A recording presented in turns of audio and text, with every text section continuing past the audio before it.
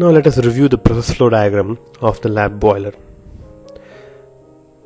The lab boiler is having a drum, which is the storage tank, and a riser and a downcomer, like an industrial boiler, the natural recirculation industrial boiler.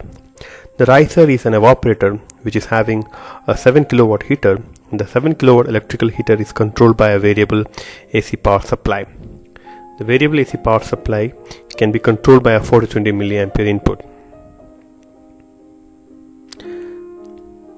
Now you can see the storage tank where the water is being stored. From storage tank, a plunger pump is there. From plunger pump, the water is fed to the drum via preheater. The preheater represents the economizer of an industrial boiler, which is also an electrical heater with AC power supply. From drum, you have flow transmitter, and there are two valves. One is a control valve which is controlled by 420 milliampere, and a disturbance valve which is parallel to the control valve. And all the signals for control is being fed or interfaced with a I/O module, and the I/O module is connected to a computer.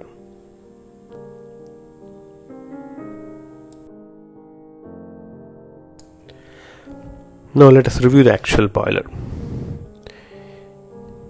You can see the boiler, the whole boiler system, the computer to control the boiler, the manual control panel. Steam is going out from the lab to the outlet, and the whole system. Let us start with the sump. You have the water storage. From there it goes to the plunger pump. The plunger pump, from plunger pump it goes to the rotameter for display, then the preheater, and from preheater it goes to drum. Then you can see the natural recirculation line, the downcomer, the configuration valve in the downcomer for varying the resistance, the riser or the evaporator where we have the main heater and goes back to the drum. From drum you have a level gauge, then an orifice and a control valve and a disturbance valve in parallel. Let us have a look in detail. You have the plunger pump, which is having an actuator which can be controlled by 420 milliampere, the control valve with an actuator which can be controlled by 420 milliampere, and you can see the flow measurement, the disturbance valve where we can manually induce the disturbance of steam variation, the main boiler control panel where you can control this full system manually, and there is also a computer where LabVIEW is installed and interfaced with the I/O of the system, and that is being controlled automatically.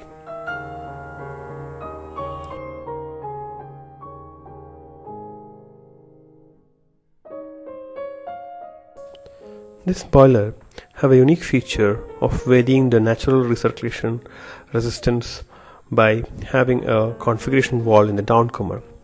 With the help of this valve, we can configure the boiler as mode A, mode B and mode C.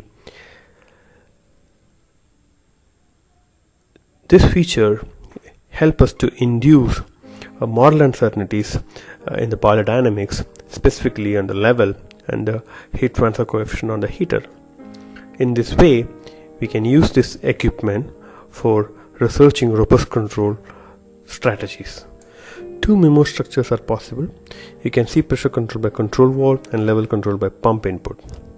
The other structure is pressure control by heater, main heater, and level control by pump. Both are experimented in this boiler.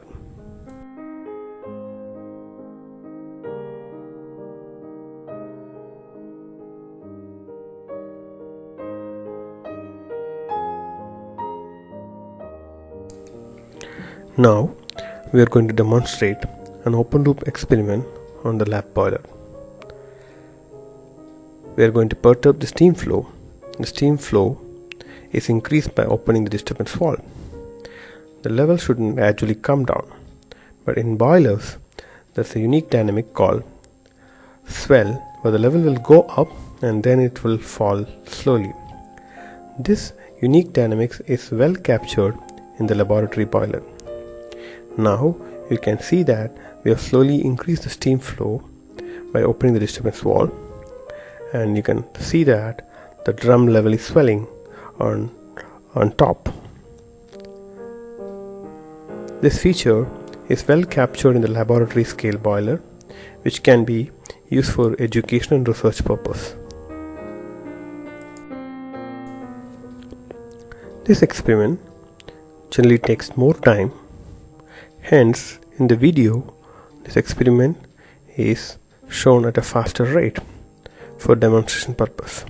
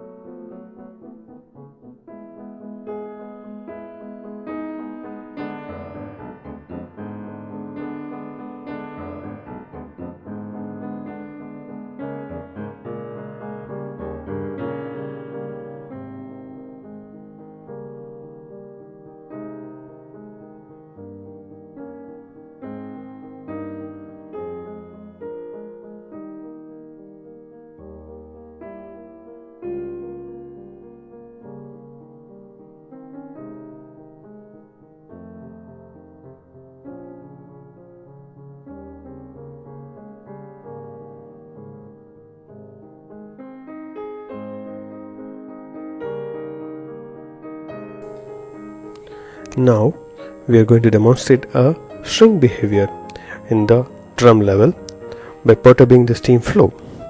This is opposite to swell behavior. Here we are going to decrease the steam flow, so the drum level will go down instead of going up for the initial time period, and then it will go up. This behavior is also similar to the swell behavior, but it's in the opposite direction, hence there is going to be a right half zero in the transfer function. However, the zero crossing of the swell and shrink are different, hence the transfer function when we do a perturbation of step up and step down will be different. That indicates the nonlinearity in the laboratory scale boiler. These features can be used for control education and research purpose for advanced control algorithm, nonlinear controls, and also for a detailed comparative study and benchmarking for helping to bridge the gap between the industry and the academia.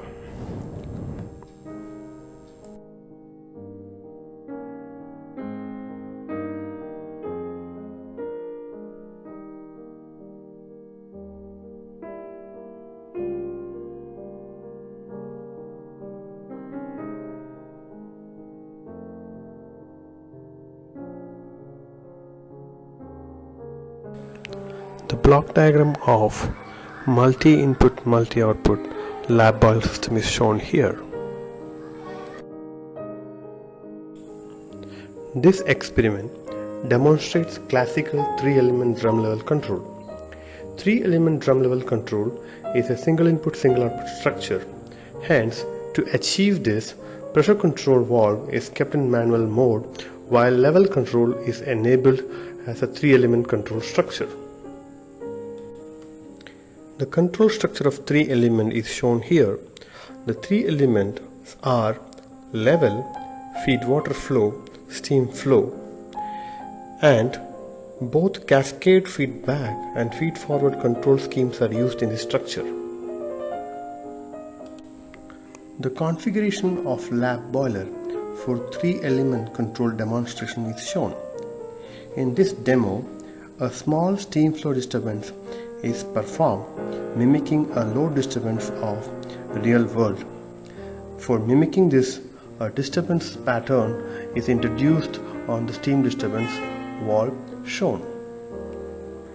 The effect of this on drum level control is demonstrated in the video. Now we will show the introduction of disturbance to the system. The valve which is parallel to the main control valve is the disturbance valve, which is manually varied to introduce disturbance to the system.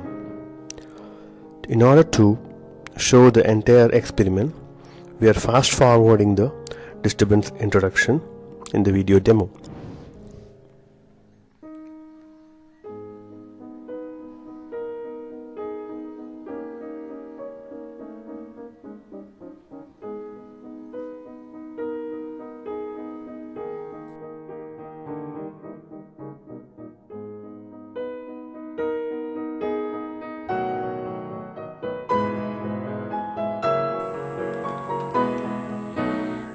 In last video, we have seen how to introduce disturbance to the lab boiler. This was done with the help of a disturbance pattern valve or disturbance valve, which is a manual valve which will represent a steam load variation to the lab boiler. In this video, we are going to show you the variation of the process variables in the lab boiler during the disturbance introduction, and also how the controls is bringing back the lab boiler to a stable operating condition. On the screen you can see the drum pressure, drum level, the temperature, the feed water flow, the steam flow. Process dynamics like swell and shrink are well captured in this lab boiler that can also be visually seen in this video.